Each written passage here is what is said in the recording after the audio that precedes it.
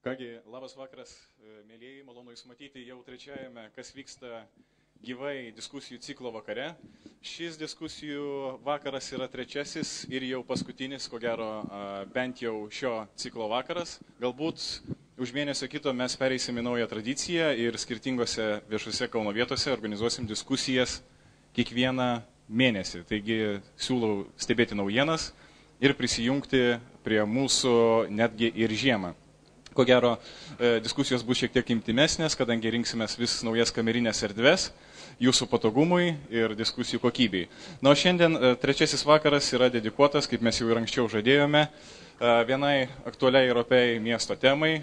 Opi ji yra visą laiką, taip pat kaip ir aktuali, tai apskritai Kauno miesto kultūros landšaftas šiais metais, kuris ko gero labai ženkliai pasikeitė po tam tikrų reformų, taigi kokios buvo tos reformos, prie ko jos mus privedė arba prives, arba kaip viskas atrodys dar po metų, mes pabandysime pasišnekėti su mūsų svečiais, taigi šiltai sutikite Aušrys Krikščiūnas, geriau žinomas kaip Tinta, Kauno miesto tarybos narys. Gediminas Banaitis, nepriklausomas renginio organizatorius, iniciatyvus žmogus, vienas iš Kauno kultūrinio paveikslo kūrėjų, ir Remigijus Žarėnas, paskutinės dienas skaičiuojančio Kauno pučiamųjų orkestro koncertinės įstaigos Ąžuolynas vadovas. Na ir aišku, aš matau, kad tarp mūsų yra dar ir kitų žmonių, kurie taip pat galės klausti ir paantrinti. Aišku, jūs visi galite klausti ir taip pat įsijungti į mūsų diskusiją vakaro eigoje. Taigi, pradėkime nuo tokio gan formalaus dalyko. Mes tarsi ir žinom, kad Kaunas yra pakankamai stambus žaidėjas kultūros rinkoje Lietuvoje, tai jau mes pripažįstame. Žinome, kad Kaune vyksta daug kokybiškų renginių ir kad Kaunas pagal municipalinės kultūros įstaigas yra vienas iš pirmaujančių Lietuvos mastu. Taigi, Kaune viso šito paveikslo fone tarsi nekartą nuskamba tokia frazė kultūros politika arba kultūros strategija. Ir mes turbūt dažnai labai pasimendame, kas tai yra. Taigi, kas ta kultūros politika šiandien, Aušry? Tai greičiausiai, labas vakaras dar kartą visiems, atsiprašau už šiandieninius mano vokalinius duomenis. Tie, kurie pagalvoja, kad Tinta vėl vakar gėrė. Ne, taip. Ne, Tinta geria trečią dieną antibiotikus, taip kad jeigu nugriūsiu be sąmonės, tai ne dėl to, kad kažką įspūdingai paklausėt, bet tiesiog pakilo temperatūra. Tai kalbant apie kultūros strategiją, labai toks yra įdomus klausimas, nes šiais metais buvo bandoma padaryti kultūros strategiją, buvo nusamdyta kažkodėl tai bendrovė iš Vilniaus, kuri bendrai rašo strategijas, jinai ruošia projektą, tai yra kultūros vizija strategija 2013-2015 metams, bet viskas padirbusi maždaug 8 mėnesius, ta kompanija baigė savo strategijos rašymą, nes pasirodo, kad tai buvo visiškas copy-pastas iš kultūros vadovėlių ir neadaptuojant nei Kaunui, nei ką, nes vieną iš projektų vadovų aš paklausiau, ar jūs dažnai būnat Kaune? Taip, jinai sakė, kai reikia, aš atvažiuoju. Aš pasakiau, gerbiamą ponę, kad jeigu jūs norite rašyti apie Kauno kultūrą ir Kauno strategiją kultūros, tai jūs turite čia gyventi ir gyventi ne tik, kad gyventi, nuvažiuoti į bazę ir atgal, bet jūs turite vaikščioti į renginius, kvėpuoti tuo, ko kvėpuoja miestas. Tai taip, kad grubiai šnekant, kad naujos strategijos kultūros kaip tokios dabar dar ir neturim. Jinai kažkur tai klerkų koridoriuose yra brandinama, jinai yra ruošiama, nes reikia skubėti, nes kompanijos vienos tos Vilniečių paslaugų atsisakėm. Ir šiuo metu tai praktiškai vadovaujamės tuo, kas buvo sukurta prieš kelis metus. Bet šie metai jau baigėsi. Taip, kad patys žinote, vis tiek čia žmonės, kurie yra susirinkę, tikrai jie domisi kultūra, ne šiaip savo atėjo alaus pagert. Mūsų spaudoje gana daug yra nušviečiama, būtent vietiniai spaudoje visi tie įvykiai. Ir tai, kas vyko spontaniškai, nespontaniškai, įvairūs jungimai ir taip toliau, apie kuriuos bus galima vėliau padiskutuoti, tai yra kažkokios tai užuomazga strategijos, bet tai yra tik užuomazga. Šiai dienai konkrečios, labai aiškiai apibrėžtos kultūros strategijos nėra. Yra tik tais gairės, rodiklės, kryptys, bet keliai dar neišasfaltuoti. Tai iš esmės gyvenam chaose. Na, chaose negalima sakyti, nes šie metai dar nesibaigė. Tai reiškia, kad buvo anksčiau, prieš 3 metus patvirtinta strategija, bet tiesiog šį pavasarį prasidėjo kažkokie tai pasikeitimai, permainos. Ir labai paprasta suprasti, dėl ko tie pasikeitimai ir permainos prasidėjo, nes viskas atsiremė į paprastą dalyką, tai yra į finansus. Nes, sakysim, praeitais metais niekam nebus naujiena, kad ištiko krizė ne tik airius, graikus ir ispanus, bet ta krizė banga atviniojo ir iki Kauno atvilnijo ir lygiai taip pat sėkmingai palėtė ir mūsų, būtent tos žmonės, kurie dirba, darbuojasi kultūros ir meno srityje. Ir kaip sakant, jeigu prieš 4 metus rašant strategiją buvo pučiami balionai ir planuojami skrydžiai į kosmosą, tai teko jų atsisakyti ir staigiai galvoti, kaip čia išgyventi, o ne tai, kad vykdyti tą strategiją, kas buvo numatyta. Taip, dar aš norėčiau diskusijos dalyvių paprašyti šiokį tokį reglamentą mums pasidaryti, kokį pajausti, kaip minutę praeina ir tada baigti savo argumentaciją. Tai jūs su stiklinė sudaužkite, jūs bona būsit kaip chronometras. Pabandysiu skaičiuoti. Gediminai, kaip tau atrodo, ko kvėpuoja dabar miestas? Jeigu mes tarsi neturim krypties, neturim vektoriaus, bet vienu metu vyksta labai daug skirtingų dalykų, na, gyvenimas tiesiog tęsiasi, bet tada kokia situacija? Aš norėčiau šiek tiek papildyti Tintą dar prieš tai. Arčiau šiek tiek mikrofoną laikyti. Taip, norėčiau papildyti Tintą. Iš tikrųjų, Vilniečių kompanijos nebuvo atsisakyta. Jinai toliau ir dirba, bet šiuo atveju, kiek mano žiniomis, jai gerokai daug pateikiama informacijos ir gerokai jinai yra pašokdinta. Jinai dabar yra labai nepatogiai pozicijoje, kadangi galvoja, kad šitą procesą pabaigs daug lengviau ir ta strategija pateiks lengva ranka, kurioje net matosi tokios elementarios klaidos, kad net jinai ne tiek, kad copy-paste, bet net ir nepatikrinta. Yra tiesiog, pavyzdžiui, įrašyta Telšių miestui ar dar kokia panašiai informacija, kuri nieko bendro su Kaunu neturi. Tai šiuo metu yra gerokai reguliuojamas tas dalykas ir gerokai prispausti yra ta Vilniečių kompanija ir gerokai daugiau dirba, negu jinai tikėjusi. Klausimą gal primink. Aš klausiau, ko kvėpuoja, sakykime, miestas, kada egzistuoja, na, toksai, sakykime, organizacinis šioks toks triukšmas, na, pavadinkim tą, kad ir paminėkim žodį chaosas taip pat šiuo atveju. Tavo kaip apskritai aktyvaus žmogaus organizatoriaus akimis. Jisai gal kvėpuoja tokiu optimizmu iš tikrųjų, nes pasikeitusi tam tikra valdžia kultūros skyriuje, pasikeitusi situacija, tai kad iš tikrųjų žmonės tikisi, kad kažkas bus naujo. Tai yra šiek tiek to malonaus tokio optimizmo ir yra laukimo, kuo visą tai baigsis. Iš vienos pusės lyg ir yra teigiamų pokyčių ir iš kitos pusės yra daug baimių, kadangi, aišku, vėlgi pokyčiai visą laiką lemia ir tam tikrus pakeitimus, kurių dauguma arba tam tikri žmonės nenori. Tai šiuo atveju aš manau, kad yra tiesiog tokia laukimo stadija, kurioje dauguma kultūrininkų ir stebi, kas vyks ir kuria linkme visą tai nueis. Tai tokia situacija. Aš dar labai trumpai noriu paprašyti neminėti to baisaus žodžio chaosas, nes iš tikrųjų tokio nėra, kaip jūs čia kalbate, nes visos organizacijos, visos įstaigos, kurios dirba kultūros srityje, jos turi savo vadovus, nieks nepasikeitė, kiekviena iš jų turi savo tikslus, užduotis ir taip toliau. Bet tai yra ne chaosas, o galbūt tiesiog nusimušimas šiek tiek nuo kurso, bet tas kursas šiuo metu yra formuojamas. Remigijau, kaip jaučiasi vienos iš municipalinių įstaigų vadovas? Jūs netrukus jau tapsite vieno kūno dalimi. Ir kaip jūs apskritai reaguojate, vertinate, būdamas ir įstaigoje, ir dirbdamas kasdieninį savo darbą? Visų pirma, kad tapsim vienu kūnu, tai čia ne naujiena, mes jau kažkada tai buvom su Kauno Big Bandu vienas kūnas. Bet čia prieš 20 metų. 90 metais Ąžuolynas, būdamas vyriškos giminės, pagimdė Kauno Big Bandą. Ir taip atsirado 2 kolektyvai. Dabar, taip jau kaip ir simboliška, kad dabar lyg ir sujungiama į vieną, dar prie mūsų pridedamas muzikos ansamblis, Kauno muzikos ansamblis, gražiai skamba, Ainiai. Tai būsim 3 viename ir reikia tikėtis, kad tai tik tai bus lyg ir administracijų sujungimas, o kaip meno kolektyvai reikia tikėtis, taip yra žadama, kad išliks atskiri ir manau, kad visa veikla irgi turėtų išlikti tokia, kokia buvo.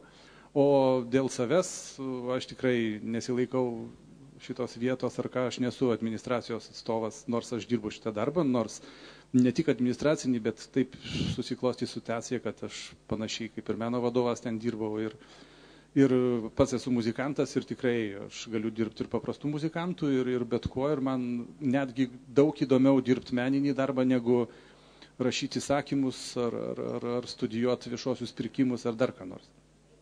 O nauda iš šito jungimo tai tikrai šiai dienai tikrai nieko negaliu pasakyti, nes nepradėjo veikti ta mašina nuo spalio 1 dienos ir ar jinai važiuos lygiai, sklandžiai, ar per duobes, ar keturkampais ratais, šito tikrai niekas nežino.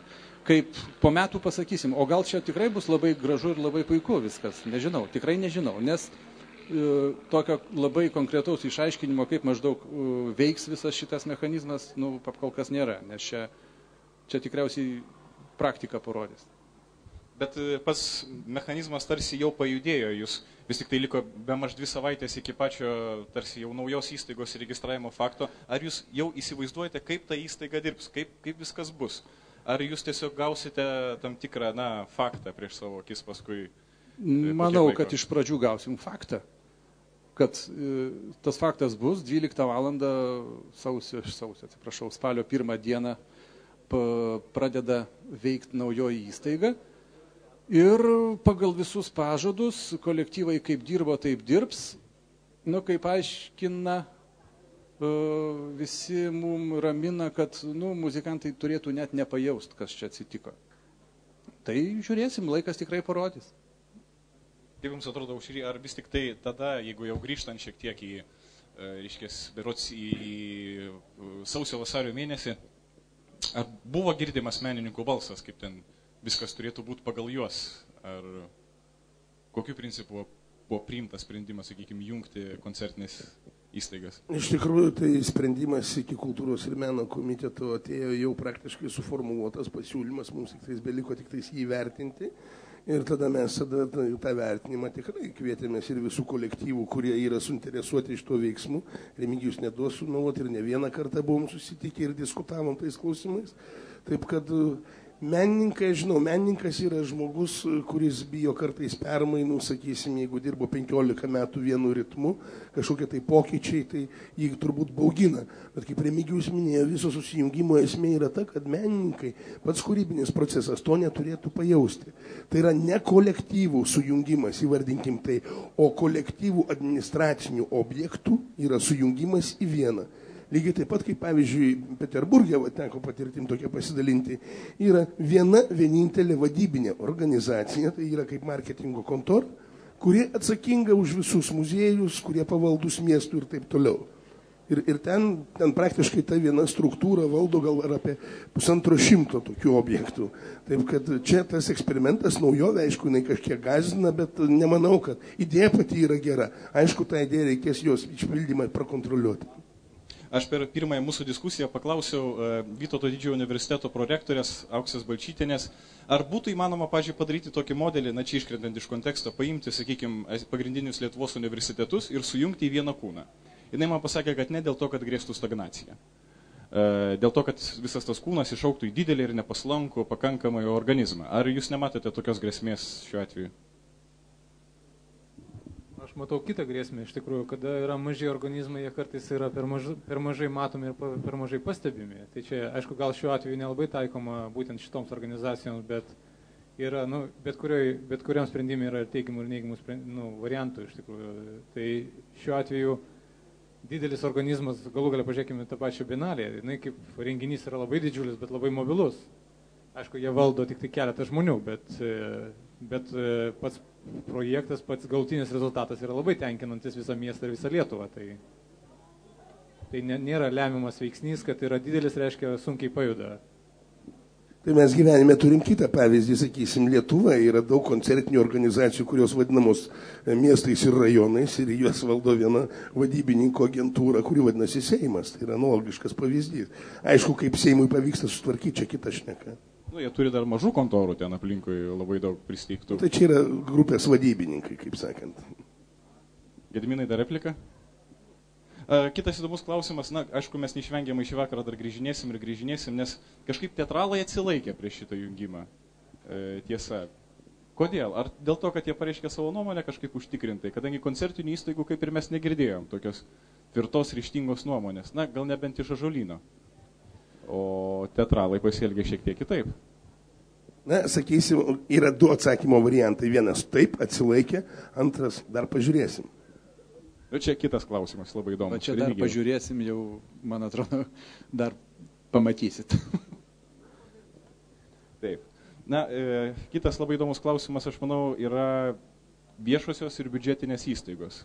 Kaip ir minėjau pradžioj, Kaunas ko gero gali pasigirti kaip vienas iš daugiausiai municipalinių įstaigų turinčių miestų. Ar tikslinga miestų išlaikyti apskritai municipalinės įstaigas, ar jas tiesiog reikėtų perkelti į viešosios įstaigos lygmenį, kur visi kažkaip tai vienaip ar kitaip gyventų iš projektų savarankiškai, turėtų savo kažkokias valdybas, būtų labiau savivaldžios nuo, sakykime, kad ir savivaldybės. Kaip jums atrodo, Gediminai?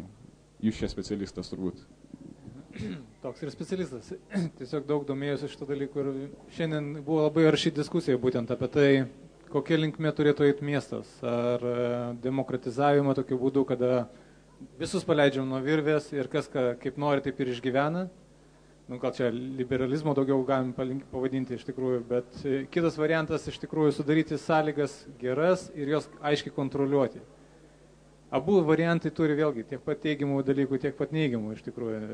Būtų labai gerai, jeigu tos dalykus galima būtų suderinti ir paimti privalumus, kad viešos įstaigos dirba labai aktyvus, labai energingi žmonės ir turintis galvas ir jie taip pat galėtų lygiai susitvarkyti ir su biudžetinėm įstaigom. Tai čia nėra to, kad nėra nubraukiamas lygybės ženklas.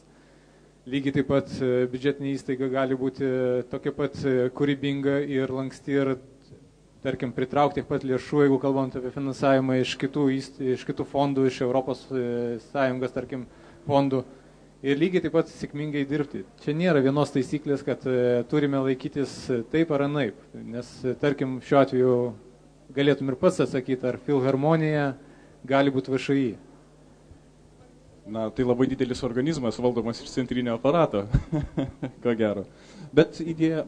Aš dar trumpai noriu šitą dalyką gal pažiūrėti šiek tiek globaliau, sakysim. Dažniausiai savivaldybės politikams kliūna nuo kauniečių, kad va, jūs švaistote lėšas ir taip toliau ir panašiai.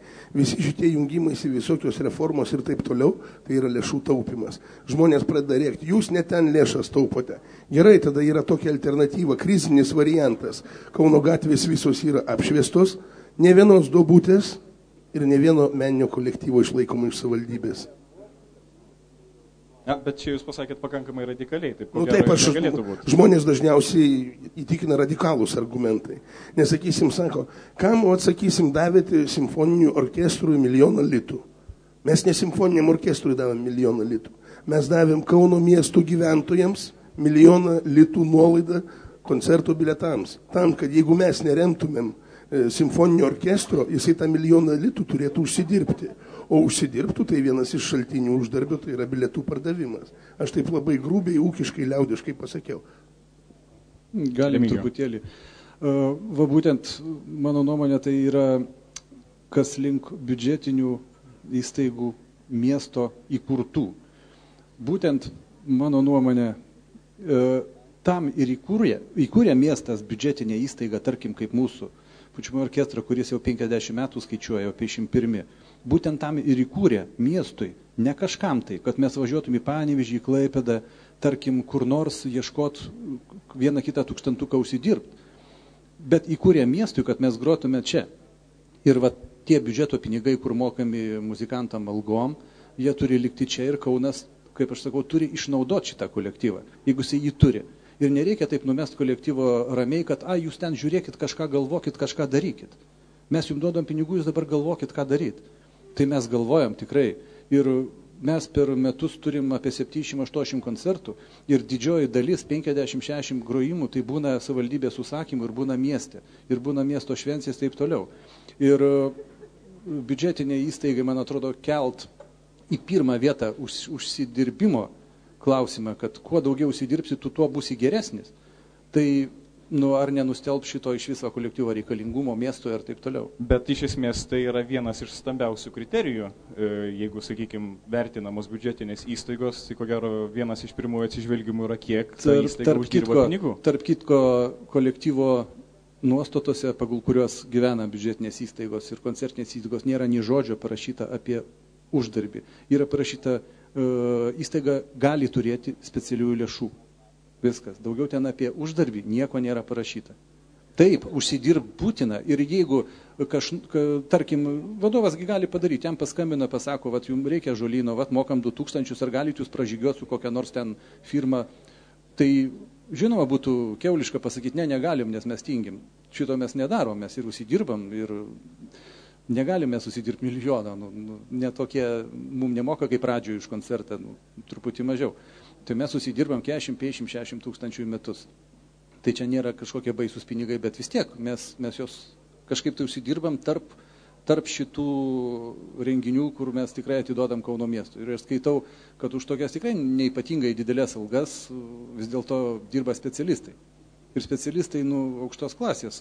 Kaip galiu paprasčiausiai palygyti, buhalterį iš muzikanto padaryti galim per porą metų, per pusę metų, per metus, žiūrint pagal gabumus žmogaus. Bet iš buhalterio muzikanto jos per 20 metų net nepadarysit.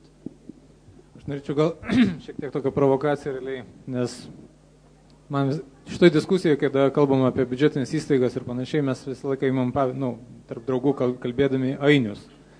Ir tiesiog kyla mintis dažnai, kodėl, pavyzdžiui, skulptoriai nesujungia savęs į bendrą kolektyvą ir nesupadaro biudžetinės įstaigos ir negyvena lygiai taip pat patogiai kaip, tarkim, muzikantai. Čia yra labai, aišku, toksai slidus klausimas, kuo vieni yra geresni negu kiti.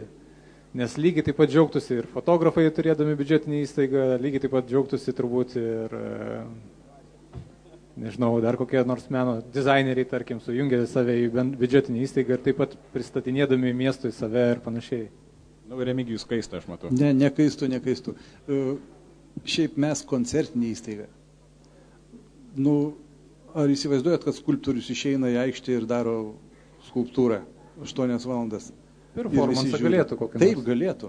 Bet principė, iš kitos pusės, nepykit, bet mus įkūrė, ne mes patys įsikūrėm.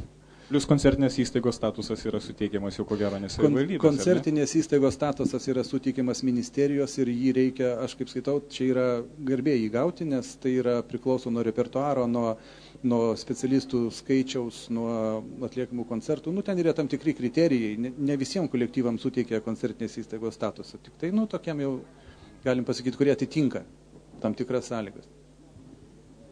Na, bet ir skulptoriai gali pasistengti, sakykime, susiburti meno kūrėjų sąjungą. Na, jeigu tęsiant tą pačią temą, aš noriu toliau provokuoti Gediminą, šiek tiek įsivelti į šitą diskusiją. Ne, tai aš neatstovauju nei skulptoriams, nei fotografams, dėl to nebandysiu jiems ten siūlyti, tegu turi savo galvą ir tegu patys bando, bet realiai sakau, šiuo atveju man kartais, vėlgi grįžtam prie skaičiukų. Ir gal tie skaičiukai nėra tikslus, bet kažkada teko skaičiuoti, kiek yra ainių kolektyvas sukoncertavęs per metus ir kiek yra jam skiriama biudžeto. Man ta informacija atrodė kraupi, kaip žmogui atėjus iš alternatyvos, nes iš tikrųjų vienas koncertas daugmaž gavosi apie 11 000 litų honoraras. Tai čia, aišku, dalinant tai, nežiūrint, tai yra atlyginimai ir dar kažką, bet tiesiog kiek vienas koncertas jų kainuoja. Tai čia, aišku, jų ir kiekis gal netinkamas, gal ir informacija netiksliai, galiu pameluoti, bet sakau, man iš alternatyvos atėjusiam žmogui tai atrodė pakankamai kraupūs skaičiukai. Aš įsiterpsiu iš to klausimų, iš tikrųjų, pasižiūrėjus, taip atėjus iš alternatyvos, pasižiūrėjus į biudžetininkų vartomus pinigus, atrodo kraupu, nes alternatyvininkas niekad nėra girdėjęs, kad yra mokami mokesčiai, kad yra sudarinėjamos autorinės sutartys ir taip toliau. Aš šitoj srity praleidau metų 20, tai kad gerbimas skrandį nereikia lele. Ir tokiu atveju, sakysim, jeigu yra 11 000 litų, pabandykime matematiškai, buhalteris yra, ar man teks skaičiuoti. Tai atmetam 42%, sakysim, yra jau vien tik tais mokesčių. Tai... Čia šiame laikmetyje. Ne iki krizės. Ne, tai jie tiesiog atėjo iš valstybės ir grįžta iš valstybės. Ir viskas. Ne, man šiaip nebūtų gaila. Dar aišku, kilas klausimas, tiesiog, vėlgi, diskusija apie kokybę turėtų būti labai keliama, bet šito vietoj labai sunku diskutuoti. Tai gerai, iš tikrųjų klausimas, jeigu mes jau palėtėm kokybės temą, galėtų būti, jog, aišku, įstaigų dydis yra skirtingas, specifika yra skirtinga, sulyginti kažkokį tai teatrą, orkestrą ar, sakykime, big band ir taip toliau yra pakankamai sunku, bet vis tik tai susidaro įspūdis, kad yra tam tikrų duobių pakankamai nemažai. Kaip mes matome tas Kauno įstaigas bendrame kontekste? Mes kalbėjom kažkada, Gediminai, tai tu kontekstą žinai, ko gero. Apie kurią kalbam? Apie žanrų krizę. Ne apie žanrų krizę, apie visą biudžetinių įstaigų darbo nelygivertiškumą. Tarsi mes matome vieną dalį, kur vyrauja stagnacija su tavo pasakytais pavyzdžiais ir mes turim kitą dalį įstaigų, kurios progresuoja pakankamai, sakykime, neblogai. Ne, tai čia lemiamas dalykas iš tikrųjų yra asmenybės. Sėdi Gintarė, jinai puikiai susitvarko su darbu. Yra žmonės, kurie sėdi pačiam darbe ir nesugeba susitvarkyti su darbu. Čia yra asmenybių klausimas. Tai vieni sugeba ištemti, kad ir labai nepatogiai pozicijoje esantį kolektyvą, ar tai organizaciją, ar tai muziejų, ar dar kažką, ir sugeba nuveikti didžiulius darbus. Vieni sugeba, kiti nesugeba. Tai čia yra problema, iš tikrųjų, Kaune, bent jau aš matau problemą asmenybių klausimą, iš tikrųjų, nes yra daug žmonių, kurie sėdi ir patogiai sėdi ir kol jie nepadaro didžiulės klaidos, tol jau nėra kaip išmesti, bet nieks taip grubiai kalbant. Bet iš tikrųjų, kartais norisi ne to, kad laukti tos klaidos, o norisi, kad iš tikrųjų būtų judėjimas į priekį. Tai čia yra problema, iš tikrųjų, kad gal įstatymai nedėkingi, gal dar nėra kaip iš tikrųjų tos kokybės nuspręsti, nes labai visi susipančioja tarpusavį ir žmonės bijo sukritikuoti, nes žino, kad gaus atgal per galvą ir bijo tos atsakomybės, kad vieną kartą paimti ir tai pasakyti, kad taip, čia yra blogai, darom kažką, keičiam, greunam, statom iš naujo. Bet iš to labai nieks nedrįs to pasakyti, nes atrodys, kad galų galia iš kitos pusės atėjęs žmogus sakys, tu kultūros skriaudi, tai nieks to nenori, jausis kultūros skriaudikų. Taip, bet jeigu kalbėt apie svertus, kaip galima, sakykime, įvertinti arba pamatuoti, nežinau, ar, sakykime, savivaldybė galėtų atlikti tokią funkciją, bent jau hipotetiniam lygmenį? Čia savivaldybė turbūt galėtų kalbėti už šis Kriščiūnas. Jo, iš tikrųjų, be abejo, personalių klausimas jis yra visada buvo ir bus iš tikrųjų. Antras dalykas, kad biudžetinės organizacijos vadovaujasi įstatymų, tai nėra uždaroji akcinė bendrovė, ten kokia nors Krabų miškas, kur nepatiko vadybininkas, rytoj jau jisai išloja gatvę. Tai yra skelbiami konkursai, žmogus laimi konkursą ir, sakysim, kažkokį tai vadovą arba dar kažkas tai pabandyti nušalinti nuo darbo nėra taip lengva. Ar iš jūsų yra įmanoma? Iš principo tai yra įmanoma. Pats skausmingiausias būdas tai yra nušalinti nuo darbo, tai yra griežti papeikimai už netlikimą savo pareigų ir taip toliau. O pats toks lėčiausias tai yra darbas, tai yra lauktis, kada baigsis, tai yra kadencija, kada bus skelbiamas naujas konkursas tai pačiai vietai užimti ir įvardinti sąlygose tai, kad toks žmogus netaptų. Bet personalinių klausimas jis egzistuoja visur, ne tik biudžetinėse, ne tik viešosios įstaigose, ne tik kultūroje, ir visur. Aišku, yra, sakysim, tam tikrų kultūros meno organizacijų vadovų, su kuriais galima susės, pasišnekėti prie stalo ir pasakyti, ponuli, mato, tas ir tas yra negerai. Ir tas žmogus sako, žinot, velneva, negaliu aš padaryti geriau. Jis atsistoja ir išeina. Bet nežinau, kas yra, kad visas tai, kas yra biudžetinė organizacija, tai kaip yra labai didelis, stiprus, galingas magnetas. Žmogus vieną kartą, kai prisiklijuoja prie jo, tai atplėšti praktiškai neįmanoma. Pavyzdžiui, po kokių 20 metų jau ten nelabai ką ir nuveiksis. Įstatymai nustato trumpesnius terminus rotacijos. Bet tiesiog tą rotaciją vėlgi reikia stebėti, nes savo laiku buvo pražioplinta. Čia yra dėkinga situacija koncertinėse ir teatro įstaigose. Tai yra labai nedėkinga situacija muziejus iš tikrųjų, nes muziejų įstatymas to neleidžia daryti, kad kadencijomis tam tikrą laiką, kiek tų kadencijų, to dalyko nėra reglamentuota. Dėl to iš tikrųjų šičia gali žmogų arba pats išeiti, arba išnešti realiai. Dar yra toksai dalykas, kaip kiekviena biudžetinė organizacija, jinai turi pateikti metinę ataskaitą. Bet ataskaitos metinės pateikimas tai yra grinių simbolinis faktas. Tiesiog jisai arba 2 eilutėm, arba 50 puslapių parašo, ką nuveikė. Tai čia parodo jo požiūrį į darbdavį, tai yra į savivaldybę. Bet toliau rudenį ateina, tai yra naujos programos patvirtinimas. Ir jeigu biudžetinės organizacijos programa nėra tvirtinama, tai jai iš karto nukerpama, kaip sakant, ta žarnelė, nes, sakysim, tos lėšos, kurios ateina iš kultūros ministerijos, jų jau nebepriklauso gauti, kadangi programa yra nepatvirtinta. Bet iš esmės labai retai ir vienetiniai tokie atvejai, ko gero stebint. Iš tikrųjų taip, jūs teisus, tai yra vienetiniai atvejai. Bet tai dėl to, kad viskas gerai, ar dėl to, kad, reiškias, yra žiūrima šiek tiek pro pirštus? Na, sakysim, pro pirštus kai kurių, sakysim, pozicijų, pavyzdžiui, niekaip neišeina surasti žmogaus tai pozicijai. Puikiai žinom pantomimos teatro atvejį, kada, sakysim, žmogus, kuris turėtų būti aktorius ir bent jau meno vadovas, 4 ar 5 metai yra priverstas dirbti direktoriaus darbą. Tai čia vienas iš tų atvejų. Gediminai, čia toks susimastęs. Gerai, Remigijau, jūs ko gero turite irgi kažkokį panašų konkretų atvejį savo praktikoje, kadangi dabar jūsų įstaiga kaip ir turės rinkti konkurso būdu naują žmogų. Ne, mūsų įstaiga neturės rinkti. Tai jūsų įstaiga, jau turiu galvoj, bus skelbiamas konkursas naujos. Dabar yra paskirtas laikinai einantis vadovo pareigas vadovas, o kada kiek suprantu, kada įsibėgės jau šitą mašiną, tada bus skelbiamas konkursas ir visi norintys užimti šitą vietą. Ne visi norintys, o visi atitinkantis kriterijus. Taip. Visi paduos popieriukus apžiūrės žmonės kompetitingi ir kažkas tai laimės konkursą ir užims šitą vietą.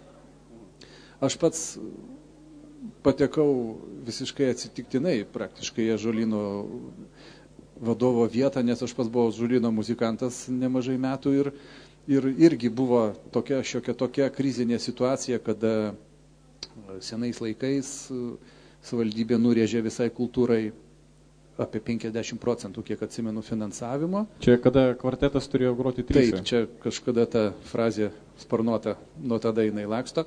Ir tada išėjo mūsų senas, tada vadinosi direktorius ar administratorius, bijau pameluot, kuris dirba pas mus eilę metų, jis išėjo ir praktiškai kolektyvas liko, ant ledo. Ir paprasčiausiai mane įkalbėjo kolektyvas eit ir ėjau ir iš pradžių laikinai, o paskui buvo šioks toks konkursas. Noriu pastebėti, kad tada dar nebuvo koncertinių įstaigų įstatymų ir tie konkursai buvo organizuojami, praktiškai tikriausiai sueidavo žmonės, nutardavo kažkokias sąlygas ir pakalbėdavo ir ten kažkokius klausimus uždavinėdavo ir taip vykdo konkursai. O dabar yra konkretus įstatymo numatyti keliai, kaip užimti šitas vietas.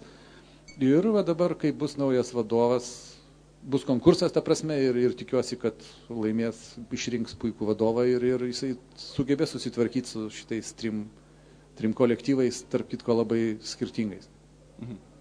Jūsų nebaugina tai, kad jūs kaip pučiamų orkestras, grįžtant prie to klausimo, dirbsit su džiazo muzikantais ir su lietuvių liaudies, reiškias, dalykais? Niekiek, nes vis tiek kiekvienas turim savo nišą tikrai ir nemanau, kad tikėmės. Jiems tikrai nereikės keistis instrumentais. Tikėkimės. Nepamirškite, kad kai kalbos eina apie susijungimą, tai nėra kolektyvų sujungimas, tai yra administracijų sujungimas. Kolektyvai lieka kolektyvai. Ir tikrai baleto šokėjui nereikės, kaip sakant, mušti būgnų ir panašiai. Kalba eina apie administracijos, tai yra mažinimą viso to, kokia užmačia buvo šitų kolektyvų sujungimas. Ir valdymo optimizavimą, tai yra muzikantų, pačių meninių kolektyvų, tai visiškai neliečia. Šiaip tik tai tiek, kad jau taip susiformavo gal taip, kad vieni kolektyvai tos administracijos turėjo tikrai minimumą, o kitų turėjo daugiau. Tai pagal viską nukentėjo kolektyvai, kurie turėjo tos administracijos minimumą, tai jie turės tą patį ir turės minimumą, kaip turėjo. O visas sutaupimas galbūt čia buvo galima pasiekti, jeigu čia yra tik tai sutaupime esmė. Visą sutaupimą gal buvo galima pasiekti elementariausiai susitarimais ir padiskutavimais ir netgi kažkokiais savivaldybės sprendimais kitokiais, negu sujungimu. Galbūt. Sujungimas nebuvo vienintelė alternatyva, realiai mažinant biurokratinį aparatą? Manau, kad ne. Manau, kad galim buvo kažkaip tai, kaip populiaru sakyti, iš vidinių resursų kažkur dar kažką ieškoti. Ir netgi tikrai praktikoje buvo tokių ir mūsų kolektyvo ir viskas. Tikrai mes nekartą ėjom savivaldybės paprašyti, nekartą ėjom nemokamų atostogų suprantam, nėra pinigų, nėra, ką padarysim. Taigi visi nori dirbti, nori saugo darbo vietas ir jeigu tvarkingai susėdam su miesto valdžia sušnekam, kad iš tikrųjų nėra toj vietoj šiandien ar rytoj ar poryt, viską galim susitart. Nors įstatymas, tarkim, to neleidžia, negalima eiti nemokamų, visokių yra dalykų. Bet tai buvo ne kartą ir sutikom su tuo ir viskas buvo lyg ir neblogai. Dabar galbūt mato kitokį vaizdą, galbūt čia tikrai bus geriau. Tikrai galėsiu pasakyti po kažkiek laiko. Jūs taip į dangų pasižiūrėjot viltingai. Ir aušrys taip pat. Ne, šiandien nelis. Žiūrėkit, dabar mes jau nekartą paminėjom tokį žodį padiskutuoti, pasikalbėti tarsi tarpusavį ir todėl kitas klausimas seka apie kultūros ir meno tarybą. Ar realu, kad jinai gali tapti realių patariamojų organų, kurio balsas būtų išgirstas ir kuris iš tikrųjų galėtų tapti tarsi pirminių centrų, kur tam tikri sprendimai arba pasiūlymai yra ruošiami ir kaip yra dabar? Galima aš pasakysiu, aš kaip funkcionierius. Atvirai. Kaip kultūros ir meno komiteto pirmininkas. Pirma užduotis kultūros ir meno tarybai kokia yra, tai yra griežtai depolitizuotis. Kultūra ir menas negali būti politizuoti. Tai yra didžiausias yra minusas kultūros ir meno taryba. Antras yra dalykas. Kultūros ir meno tarybai reikia pradėti diskutuoti. Jinai, kaip sakant, labai garsiai mėgsta viešoje erdvėje reikštis, kad savivaldybė su jais nesiderina, kaip sakant, kad savivaldybė jų neklauso. Tai svarbiausias dalykas yra tas, kad aš kaip kultūros ir meno komiteto pirmininkas nebuvau kviečiamas į kultūros ir meno tarybos šitos posėdžius. Tai kaip galima tada sakyti, kad savivaldybė nesiklauso? Jeigu pats įsiprašai, tai taip toliau. Čia yra du pagrindiniai argumentai. O toliau viskas priklauso nuo pačių menininkų. Labai nesinorėtų, kad įvyktų taip, kaip rusų tas atnaždai liebit rakdaščiuką, kad būdami kultūros meno taryboje tie visi atskirų šakų atstovai trauktų vežėčias į savo pusę, kad rastų bendrą kalbą. Gediminas, matau, turi repliką šiandien, ką tik iš posėdžio. Taip, aš kaip tik šiandien dalyvavau posėdėje. Ir apskritai, ne apie šiandienos pokalbį kalbant, ne apie šiandienos tarybos sprendimus ir situaciją, aš norėjau tiesiog pasakyti, kad visų pirma, tai yra rekomendacinio formato organizacija, ar kaip čia, ar tai susibūrimas, kuris negali nieko nuspręsti ir kol kas neturi jokių įrankių daryti sprendimus. Kai jiems būtų gal tai suteikta, tada jie turėtų tikrai svorį ir turėtų gal daugiau reikšmės. Šiuo atveju jie, tarkim, tiesiog įsiklauso, kažką rekomenduoja ir kažką gali pasiūlyti, bet tai nereiškia, kad jų sprendimai nueis jausi.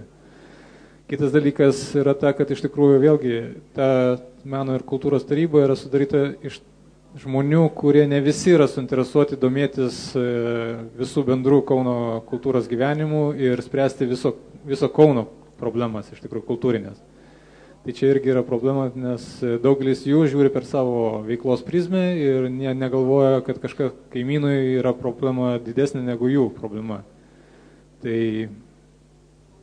tokie turbūt pagrindiniai dalykai. Tai kol šitie dalykai bus neįsprendžiami, tol tikėtis, kad meno ir kultūros taryba turės svorį sprendimuose, tai nerealu. Remigijau, ką Jūs galvojate? Iš tikrųjų, kiekvieno įstaigo ir šiaip jau yra po nedidelę meno tarybą. Ar jinai apskritai yra tik tai dokumentinis dalykas, ar kažkiek ji yra veikianti? Iš tikrųjų, tai pasakysiu šviesiai tiesiai, viskas priklauso nuo vadovo. Jeigu vadovas nori turėti meno tarybą, kuri jam patartų, padėtų ir padiskutuoti galėtų ir kažkokius sprendimus priimti, tai taip jinai veiks, kodėlgi ne. Jinai įteisinta netgi įstatymų, įteisinta koncertinių įstaigų įstatymų. Bet vis tiek, lietuvis yra toksai žmogus, jeigu reikia daryti visuomeninį darbą už dyką, labai sunku prikalbėti kažkokius žmonės, kad sėdėtų, galvotų kažką, sakytų, mangi priklauso grot, kodėl aš turėčiau sėdėti ir ten kažką tai mąstyti ir dar kažką daryti. Tai prisikalbini keli žmonės, vis tiek yra entuziastų, mylinčių savo profesiją ir tokia yra dauguma ir kažkaip tai bendrai galim pasiekti kažkokių sutarimų, kažkokių idėjų kyla naujų, kažkokių taip, tos meno tarybos yra puiku tiesiog kolektyvas. Tai atvirai pasakysiu, norėčiau padėkoti už tą diskusiją jūsų suorganizuotą, nes tai irgi savotiškai yra visuomeninė veikla ir mes šiuo atveju tikrai negaunam nei jokio atlygio. Mes irgi. Tai ne, tai mes visi, aš kalbu ir jūs tame tarpe, Julija. Ir dėl to norėčiau palinkėti, kad to visuomeniškumo daugiau būtų, o ne tik savo varpinės saugojimas nuo griaustinio. Aš norėčiau kreiptis į mūsų gausiai susirinkusią publiką. Kaip sakant, publika nevėlika nuo apšriemna. Paklauskite mūsų diskusijos dalyvių, mes peržvelgėme pakankamai nemažai klausimų. Matau, yra Gintarė Maistikaitė iš Auros, Tomas Botyrius. Ne iš Auros. Aha, yra klausimas. Keliaujam.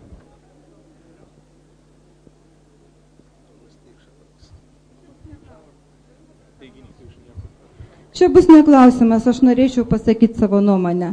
Aš atėjau šiandien čia, kad pakalbėti apie kultūrą ir labai nustebau, kad vyksta diskusija, o jūsų niekas negirdi. Aš noriu pasakyti, kad kultūra nėra vien tik tai šūkis duonos ir žaidimų. Kultūra turi apimti daug stipresnius ir įdomesnius aspektus.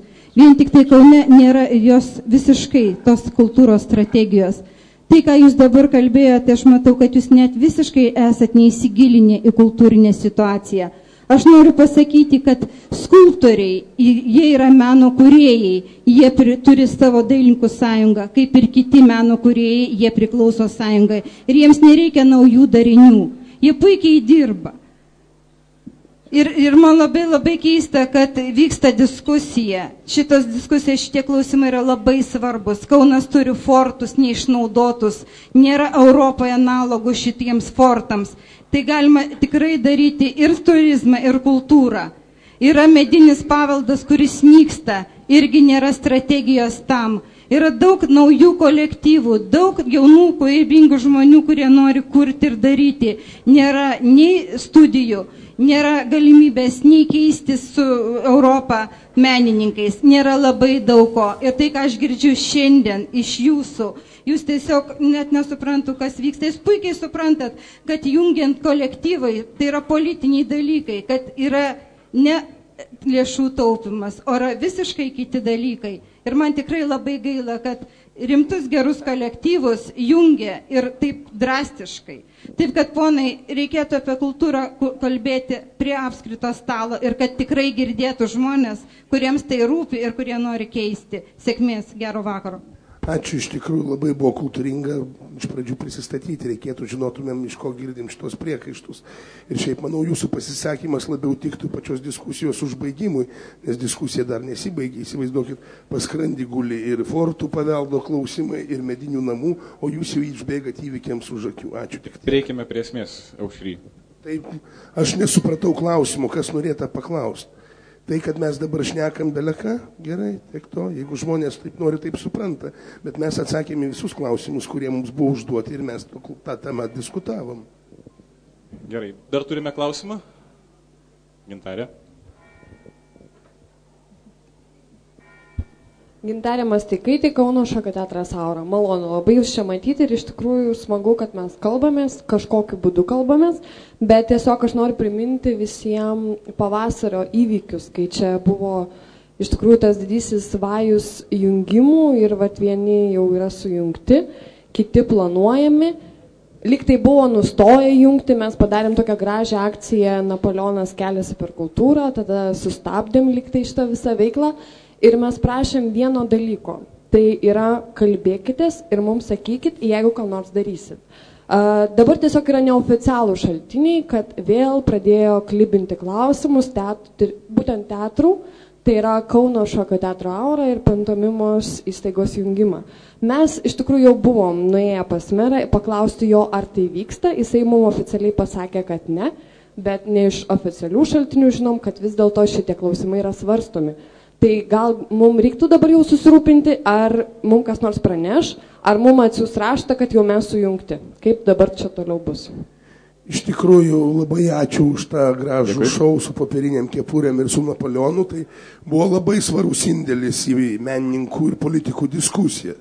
Apie ką aš minėjau, kad kultūra pati pradėti turi nuo savęs, tai yra depolitizuotis.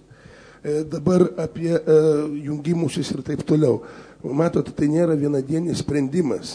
Ir tai nėra vienadienis atsisėdimas ir nusprendimas bus sujungta ir taip toliau. Niekas nebuvo informuotas po fakto apie jungimąsi. Pas mus komitete buvo visada kalbama apie tai ir jūs pati esate buvusi. Ir kai ateis laikas, kada vėl reikės diskutuoti, jeigu bus prieita iki tokio sprendimo, kad vis dėlto gal verta pagalvoti, mes tikrai diskutuosim. Ar kad nors buvo, nors vienas, sakysim, jūsų atžvilgių, ar kitų Kauno kolektyvų atžvilgių priimtas sprendimas už nugaros ir kas nors buvo informuotas po fakto? Ne. Tai pažiūrėkit, net paklausykit, ką ponas Remigijus sakė.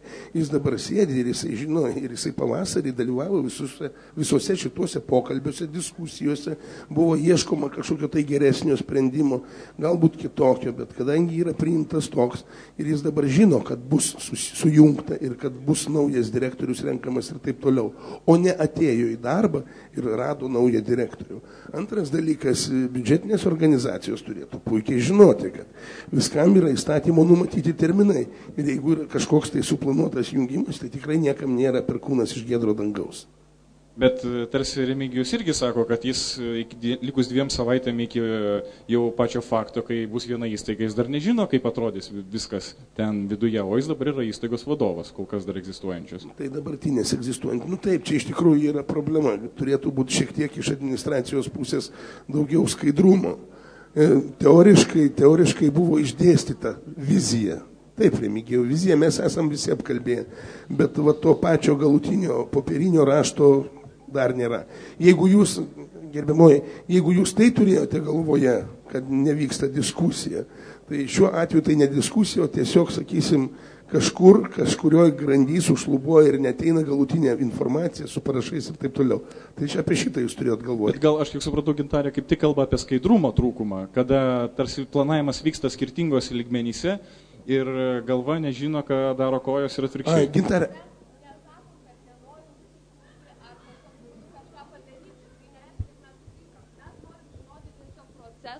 Mes norėtume žinoti procesą, kaip tai įvyks ir kaip ta įstaiga funkcionuos. Nes numesti taip ir pasakyti, kaip dabar jūs esate 3 įstaigos ir kokiu būdu jos dirbs, tai yra pakankamai sudėtinga. Pavyzdžiui, mes ruošiamės dabar rašyti europinius projektus, ruošiamės vykdyti kitas veiklas.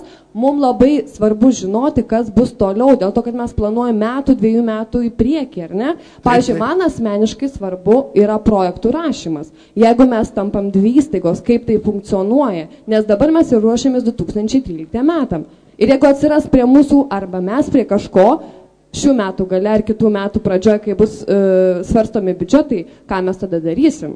Tiesiog norėtume visi struktūros ir plano, o ne vizijos, kad galime sujungti teatrus, bet arba koncertinės įstaigas, bet kaip tai vyks, pamatysim.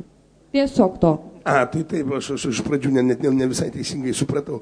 Taip, iš dalies jūsų pretenzijos yra teisingos, bet supraskite ir mane, aš esu kultūros ir meno komiteto pirmininkas.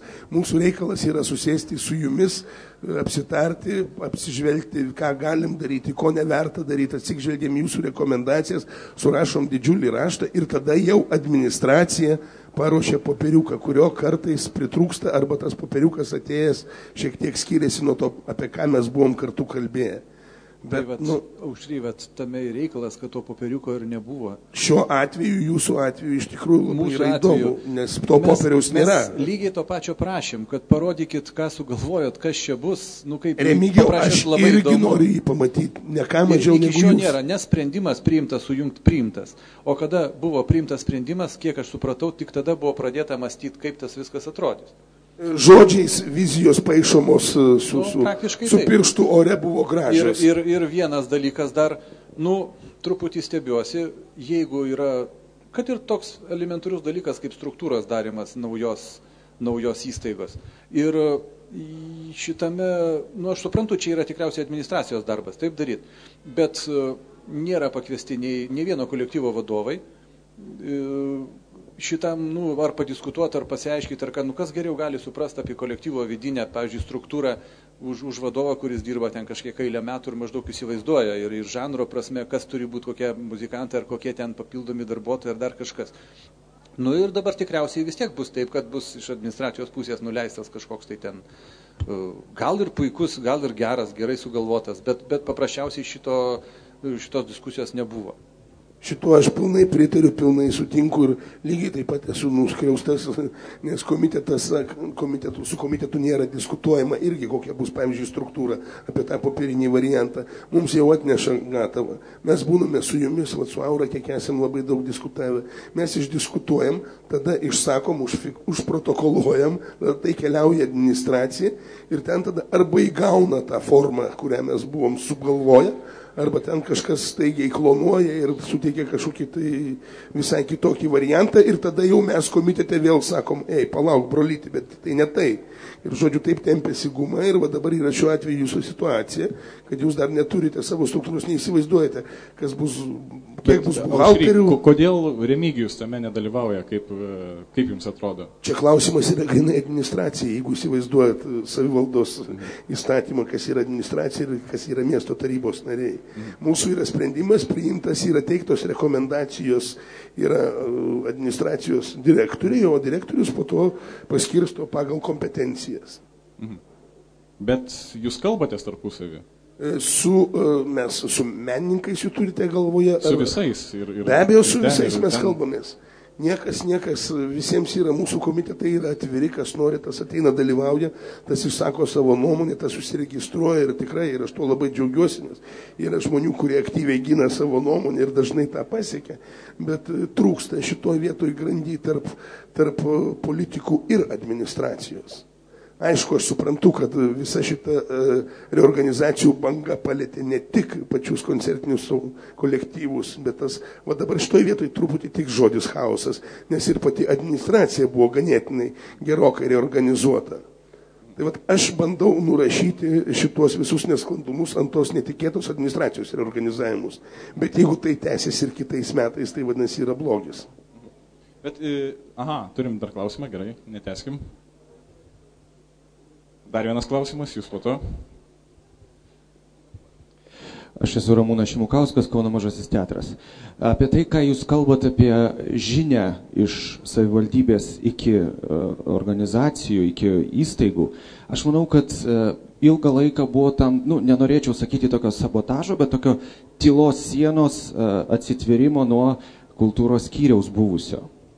Kada lyg tai ten kažkur kažkas žinoma ir galbūt skyrius kažką žino, bet kažkodėl tai ne viskas yra pasakoma arba pasakoma tik dalis informacijos. Arba viskas pasakoma tik kažkokiom keistom užuominom ir visą tai tampa tokia mistifikacija.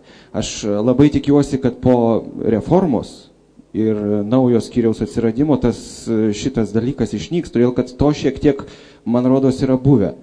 Kitas dalykas, ką aš norėjau šiek tiek galbūt globaliau paklausti. Ar jūs nemanote, kad apskritai reforma, kuri buvo įvykta gerokai anksčiau, kada kultūrinės įstaigas buvo pavesta kultūrinėm įstaigom vadovauti, kaip aš sakau, buhalterijai.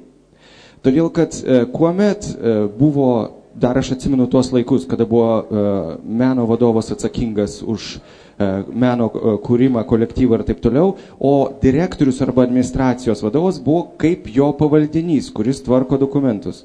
Dabar atsitiko taip, kad iš principo administracijos vadovas valdo viską įstaigoj ir tai tampa tokia, buhalterijos ir biurokratijos irštva.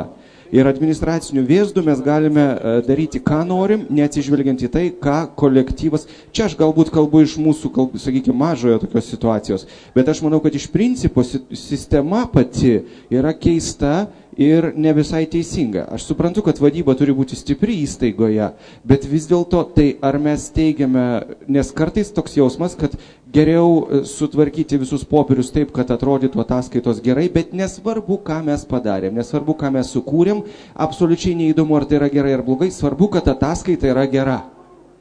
Ir va šitą situaciją meno kolektyvą principė stato į tokį, sakykime, žvakių fabrikėlio lygį.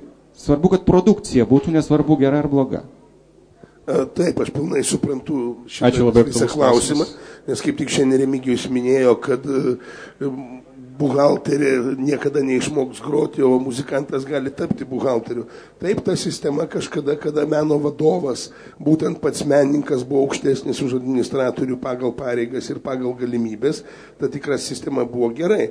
Nes mes, kaip žinom, administratoriui nebūtina turėti meninio išsilavinimus, turi turėti verslininko gyslelę. Bet dabar reikia dėkoti mūsų kultūros ministerijai, ne šitai kadencijai, dar praeitai, kuri priėmė tokius įstatymus, kad tas žmogus, kuris anksčiau jam nebuvo būtina būti menininku, dabar vis dėlto tapo vadovų menininkams. Ir, kaip sakant, dabar teatro arba kitos muzikinės koncertinės organizacijos vadovas menininkas privalo paklusti verslininkui. Ir dėl to, grubiai šnekant, toks bardakas dabar pas mus ir yra. Bet iš esmės, sakykime, jeigu pasižiūrėti į nacionalinius kolektyvus, jog mes to nejaučiame. Mes juk nežinom, kas yra kokio valstybinio simfoninio orkestro direktorius, bet mes žinom, kas yra meno vadovas. Tai va čia ir priklauso Rinkevičius ir direktorius ten. Čia ir norėjau pridėti, iš tikrųjų, kad priklauso vėlgi nuo personalijų. Jau yra geras vadybininkas ir geras direktorius, jis nusamdys ir gerą meno vadovą. Jeigu jis yra silpnas, aišku, automatiškai visa sistema ir grūna. Tai o kodėl meno vadovas negali nusamdyti gero direktorius? Gali. Vat aš apie tą ir kalbu, kad tai būtų geresnė sistema, kad meno vadovas samdytųsi vadybininką. Nes tai yra labai paprastas dalykas. Aš ilgą laiką praleidau taip iš tos visų, kas juokiasi pop muzikos, sakysim, roko muzikos tarpe. Tikrai dar nesu girdėjęs, kad vadybininkas suformuotų roko grupę. Taip, Tomas Butyrius. Klausimas. Tomas Butyrius atleistas iš dirigento pareigų prieš savaitę. Iš Kauno Big Bando dirigento pareigų. Žinot, norėčiau tiesiog prie kolegos, kuris ką tik uždavė klausimą, pridurti dar vieną tokį įdomų dalyką, pastebėjimą. Šiandien turėjau garbės apsilankyti kultūros ir meno taryboje, kuri yra patariamasis organas, nieko negalintis, susidarintis iš menininkų. Kita yra įstaiga šiek tiek politizuota, bėganti nuo politizavimo, tai yra kultūros ir meno komitetas taryboje, kuris irgi sprendžia meninius klausimus. Kaip ir irgi yra žmonės, kurie kaip ir turėtų suprasti apie meną ir supranta, nebejoju. Bet tai irgi yra tik patariamasis organas. Tai ar jums netrodo, kad tai yra apskritai kažkoks tai žalingas dėsnis, kad apskritai menininkai susirinkę pakalba, nieko negalėdami aptarė, o sprendžia kažkokie žmonės, kurie absoliučiai neturi nieko bendro su menu. Ačiū. Kas atsakinės? Šiaip galim prisiminti puikų pavyzdį, kaip buvęs kultūros ministras Prudnikovas plaukdamas Baidarėmis pasakė, kad jis puikiai išmano regioninę kultūros situaciją. Tai vėlgi nerodiklis tai, kad yra kultūros žmonės valdo visą situaciją. Čia yra tiesiog, ar tai bus vadybininkas, ar tai bus kultūrininkas, ar tai bus menininkas, ar tai bus buhalteris, tai yra tiesiog personalijų klausimas iš tikrųjų. Jeigu jisai silpnas, tai jisai bet kuriuo atveju bus silpnas. Jeigu jis yra geras, tai jisai bet kuriuo atveju bus protingas ir imsis gerų sprendimų. Aš iš principo supratau klausimą esmę.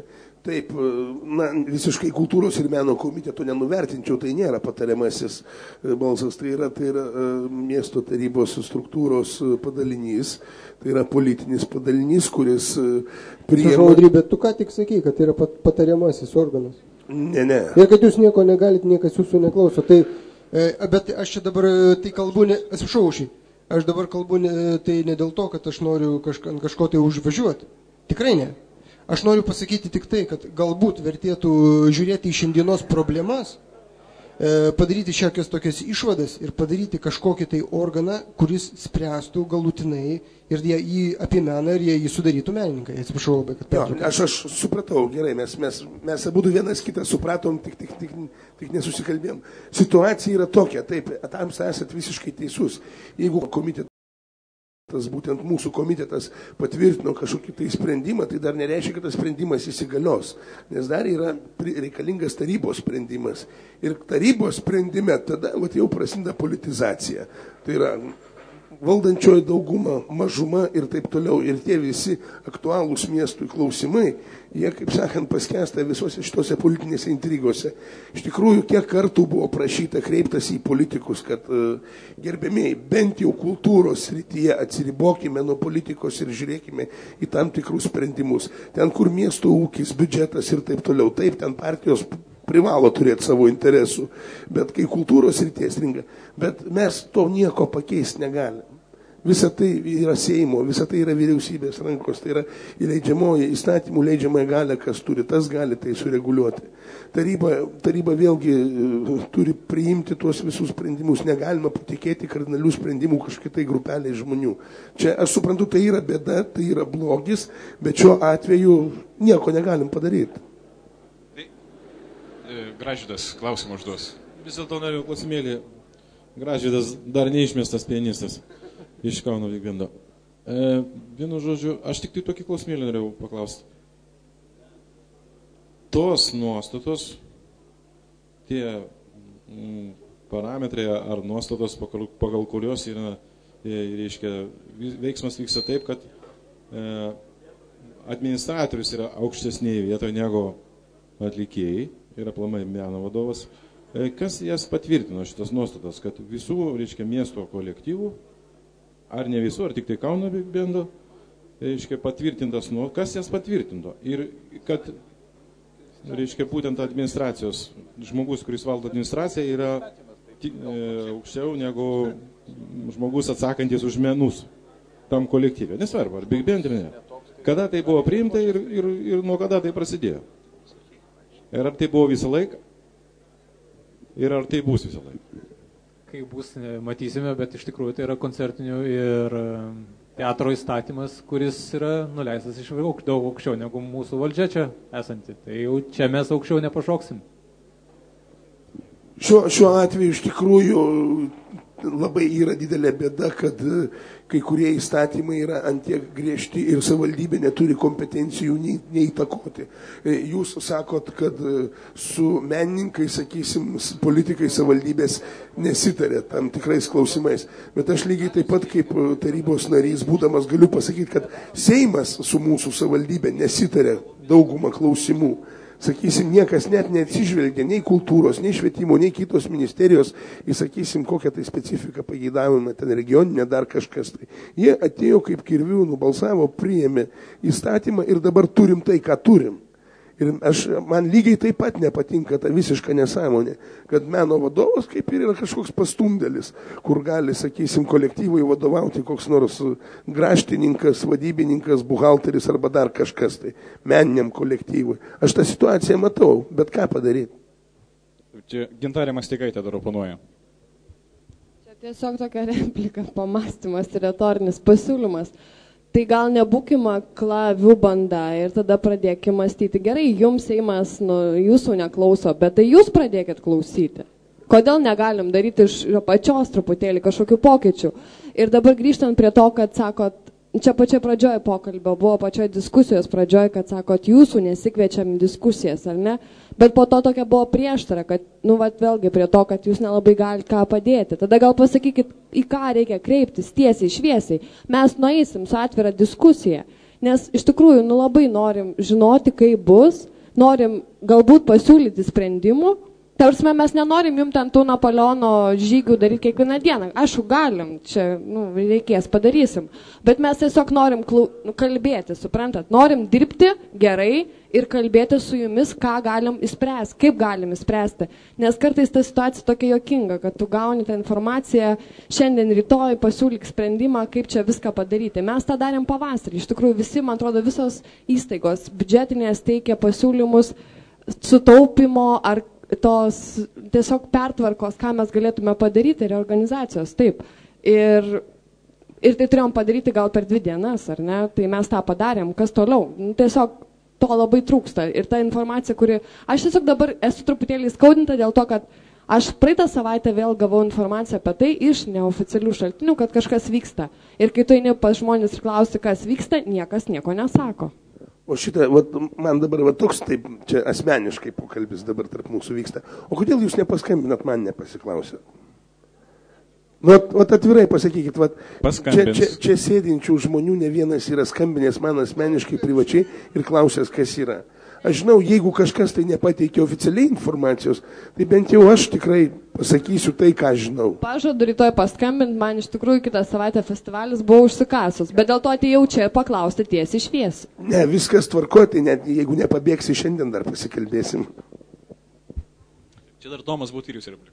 Tokia mintis tiesiog šovė į galvą.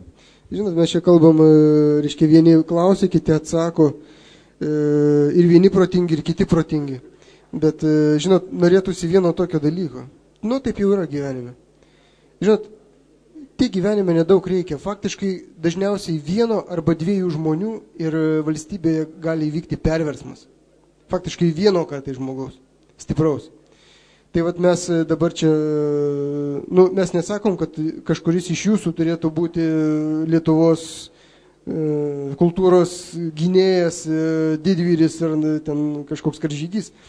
Bet man atrodo, čia toks retorinis klausimas. Ar nėra tiesiog problema apskritai su kultūra Kaune dėl to, kad tiesiog nėra žmogaus, kuris iš esmės paimtų ir prisimtų atsakomybę už tą situaciją, kuri yra ir kažkaip tai, nu, iš esmės pagalvotų, gal kartais šiek tiek save paukodamas, atsiprašau. Aš pasakysiu. Gilus klausimas. Jo, klausimas labai gilus. Pasakysiu tiesiai šviesiai. Žmogus, kuris prisėma atsakomybę, jis visada atsiranda. Tik tokiu atveju kai reikia priimti atsakomybę už gerą sprendimą. Kai sprendimas yra atsiprašant apkakotas, tada patampa kolektyvinė atsakomybė. O pastaruoju metu tai dažnai tampa ir mano iš dalies atsakomybė. Nesvarbu, kad aš prie to nagų nesu prikišęs. Nu, čia ką darysi, čia yra politika. Ir sakau, labai gaila, kad politikai stato koją į kultūros ir meno vežimą. Taip, jeigu nėra... Gediminai, dar paskutinė replika. Iš tikrųjų, tada klausimas būtų toks biškai kaip tenisas, kaip sakant. Tada, ką jūs matote žmogų kokį, kuris galėtų būti jūsų lyderis, iš tikrųjų, kaip kultūros meno žmonių. Jeigu tokį žmogų randate, tai apie jį reikia ir burtis. Šiuo metu aš, pavyzdžiui, asmeniškai tokio žmogaus Kaune nematau. Ar yra pasiūlyma?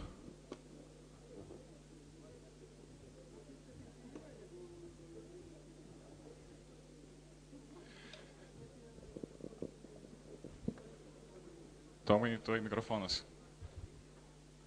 Matyt, tokia situacija ir yra. Aš nekalbu ne apie jungiamus kolektyvus, bet apskritai apie kultūrą Kaune ir apie visas šitas demagogiškas kalbas, kurių neturėtų šiaip iš principo būti. Turėtų Kauno valdžia galų galės susimastyti apie vieną dalyką, kad yra kolektyvai, kurie apskritai tai yra vizitinės kortelės Kauno. Yra garbė turėti tokius kolektyvus, kad kolektyvai, kultūriniai kolektyvai ir apskritai kultūra Lietuvoje, bei be kultūros iš viso visi bus Mickey Mouse'ai. Tai matyt, kad kadangi yra šitos visos kalbos, tai matyt nei vieno žmogaus protingo ir nėra šitą mieste atsakingo už kultūrą, atsiprašau. Taip, tai dabar aš kvieščiau, atsirado pas mus dar ir apšvietimo šiek tiek, kadangi, kaip ir mes negalime, sakykime, išnešti šiandien kažkokio tai absoliučiai realaus pasiūlymo, bet mes galim, sakykime, su pagrindiniais teiginiais padaryti kažkokį tai ketinimų protokolą, kuris štai bus toj video kameroj ir įmanoma bus jums parodytas vėliau, bent jau sąžinės lygmenį. Ką mes galime padaryti artimiausių metų? Problemas mes matome ne tik reorganizacijose, bet kiek aš supratau tame, kad grandys tarpusavyje nesikalba ir vienas kitų negirdi. Ir vektorius yra absoliučiai tiesiai iš viršaus į apačią. Jo, iš dalies taip. Suprantu, kad reikėtų kažkokio tai reziumuojančio žodžio, reziumuojančio pažado. Ketinimo. Pažadas yra šiek tiek klaidingas žodis. Aš ką žadu, aš tą padarau. Aš ne politikas šito klausimu, kai eina kalba apie kultūrą. Realiai aš manau, kad reikia pergalvoti tą mūsų dar vėl bendradarbiavimą. Ne tik, kad bendradarbiavimą, bet bendravimą patį. Sakysim, man pačiam dar reikia gerai pasidomėti, kodėl taip vyksta, kad mes kartais nesusikalbam su administracija. Aš kalbu kaip kultūros ir meno komitetas, kodėl nesusikalba su administracija arba kalbasi ne ta kalba. Tai pirmoji eilėje mums reikia šitą klausimą įspręsti. Kai mes susikalbėsim administraciją su politikais viduj, tada jau bus lengviau kalbėtis ir su menu, ir su kultūra. O kada tai bus? Nu, aš galiu pasakyti, kad rytoj, bet žinai, kad tai yra mitas. Rytoj pradedam. Tai yra pradėta žymiai seniau. Praktiškai tai prasidėjo, kai prasidėjo reorganizacija. Tai yra nuo pavasario. Bet kurį laiką mes jų nespaudėm. Turbūt visiems aišku, kad tai yra nauja struktūra, departamentai susikūrė ir taip toliau. Kaip sakant, buvo duota jiems atsikvėpuoti, susistiguoti, perikiuoti kareivius ir pradėti dirbti. Juk visi žinot, kad ten įvyko tas, apie ką buvo baisiai kalbama, baisus baubas pučiamas, kad kultūra su turizmu jungiama ir taip toliau. Tai vat, buvo vasara, praėjo, dabar atėjo ruduo, žiūrėsim, kaip tie nauji departamentai, kaip sugeba dirbti, kaip sugeba tvarkytis. Dėkui, Gediminai. Klausimas tas pats. Man iš tikrųjų labiausiai liko galvoj mintis, kalbant apie asmenybės vėlgi. Ir kalbant apie tokį žmogų, kuris galėtų atstovauti visą kultūros, visą kolektyvos, visus žmonės, iš tikrųjų, mums labai trūksta tokio, kultūrinio sabonio, iš tikrųjų, paskui kurį nieks nebijodamas galėtų eiti paskui jį. Va tokio žmogaus mums labai trūksta ir prieš kurį ir bijotų kelt balsą ir prieš kurio pabijotų net ir abejoti iš tikrųjų, nes žmogus yra visų kuom lyderis. Tai va tokio žmogaus mums reikėtų iš tikrųjų tokį rasti, užsiauginti, aš nežinau kokiu principu, bet visą tą žmogų reikėtų rasti. Jeigu mes tokį rasim, mes galėsim iš tikrųjų pramušti tos ledus. Tai šiuo atveju aš nežinau, ką daugiau rezumuoti, bet to žmogaus aš jau seniausiai esu pasiilgęs ir dėja nematau. Remigijų. Surast tokį žmogų, man atrodo, yra tikrai utopija, tokia gimsta vieną kartą 100 ar 1000 metų, kaip Sabonis ten, tarkim, krepšinį. Kiekvienas menininkas vis tiek, man atrodo, yra užsidaręs, negaliu pasakyti užsidaręs, bet turi savo sferą, kažkaip jam būtent ta sfera ir rūpi. Ir dabar taip išeina, kažkaip tai turėsim vieną kažkokį tai lyderį, kurie visi menininkai stovėsim už jo ir jisai bus mūsų gynėjas ir gins kažkokiu tai administratorių ar dar kažko. Tai čia biškai taip šiek tiek įdomu, nors Ramūnas teisingai labai pastebėjo, kad iš tikrųjų iš administracijos pusės tai jokas jokais, bet iš tikrųjų viskas yra svarbiausia, kad būtų gražiai parašyta, gražiai padaryta ir drįsiu dabar pasakyti, buvo mūsų 50-mečio koncertas, atvažiavo svečių iš Vilniaus, iš visų kitų miestų, iš viskas, tikrai buvo puikus koncertas, buvo Tomas nepameluos ir visi kiti, tikrai Ąžuolynas tokiam lygiai dar tikriausiai niekada negrojo ir tikiuosi, kad dar gros. Tai iš administracijos aš nemačiau nieko. Nors buvo kviesti labai daug, gal aš ir pamelavau, kad nors gal vienas kitas ir buvo, bet kiek buvo kviesta žmonių, tai iš tikrųjų iš administracijos labai mažai, kas pasirodė gal vienas kitas, meras atėjo pasveikyti, kaip ir jam priklauso kolektyvą. O šiaip visų pirma nesidomi administracija, kultūra tikrai. Dabar visai iš kitos pusės pasakysiu kaip pavyzdį, koncertinių įstaigų ir įstaigų, kas su vadovai surišta. Tai tas pats Valstybinis simfonijos orkestras, tas pats Vilniaus Kristoforo orkestras, jie turėjo daug vadovų, ne vieną vadovą. Ir kol prie vairo neatsistojo menininkai, tarkim kaip Rinkevičius, Kristoforė Katkus, tada ir pradėjo važiuoti šitie orkestrai, pradėjo dirbti tą, ką jie turi dirbti. Ir aš tikrai aš įsitikinęs, kad, pavyzdžiui, Rinkevičius nėra kažkoks tai super vadybininkas ar super administratorius. Jisai turi pavaduotojus žmonės, kurie dirba administracinį darbą už jį. Jo pagrindinis darbas yra daryti tą, ką jisai moka geriausiai. Taip pat kaip ir Katkaus profesoriaus irgi daryti tą, ką jisai moka geriausiai. O administracinius dalykus tvarko kiti žmonės. Ir praktiškai taip turėtų būti. Kodėl iki šiol visi vadina Lietuvos kamerinį orkestrą Sondeckio orkestru? Kodėl iki šiol ir vadina Domarko orkestru, o ne kažkokio ten direktoriaus ar dar kažkokio vardu? Vis dėlto prie kiekvieno kolektyvo vairo vis tiek turi stovėti kažkoks tai žmogus, amžinatilsį Grabštas, buvo Grabšto big bandas iki šiol Grabšto big bandas. Jisai buvo figūra, todėl ir dirbo kažkaip gana ramiai visi ir viskas. Kol nebus figūrų, tol bus šiokia tokia netvarka. Tai čia iš esmės ir yra kelias į figūras. Tom figūroms leidžiant užimti savo vietas ten, kur joms ir priklauso.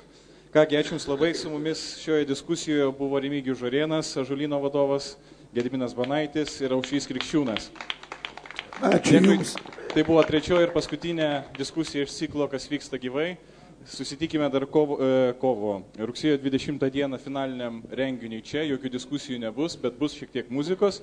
Na, o toliau, kaip ir mes ir žadėjom, kartu su kas vyksta Kaune komanda, mes pabandysime surengti dar ir mėnesinius diskusijų ciklus žiemą, taigi sekite informaciją ir prisijunkite prie mūsų. Dėkui buvusiems čia, netrukus filmas ir dėkui mūsų stebėjusiems Facebook kanale. Ačiū.